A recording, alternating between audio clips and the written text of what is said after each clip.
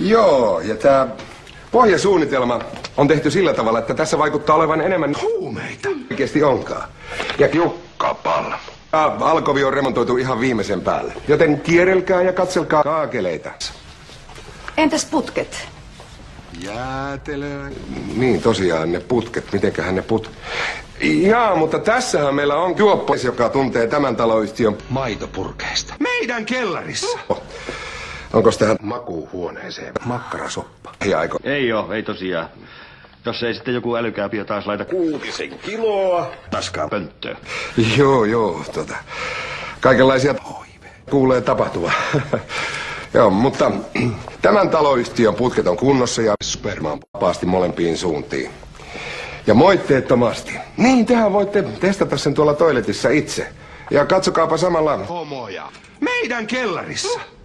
Juoppoja ja narkkareita.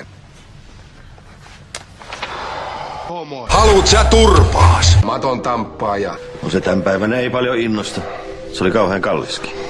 No se oli vittu. Nyt mä sekoisin makuuhuoneeseen. Mua epäillään huumeiden hallussapidosta ja välittämisestä. Koska oot sitten surriesanassa. Niin. Ai. Tullut siihen vaiheeseen elämässä, että makuuhuoneeseen nossimaan spermaan. Jaa, niin. Ja Alkovia tutkiessa niin kannattaa kiinnittää huomioon vankilaa. Tää vaikuttaa kyllä aika hyvältä. Joo, mäkään en muuta täältä mistään hinnasta, mutta naisystävä vaatii vankilaa vapaa päivällä. Sitä piti vielä kysyä, että minkälaiset naapurit tässä on? Voi helvetti. Todella mukavat. Mutta rauhassa nossimaan sitä tahtoo. Mikäs häppeninki se talo?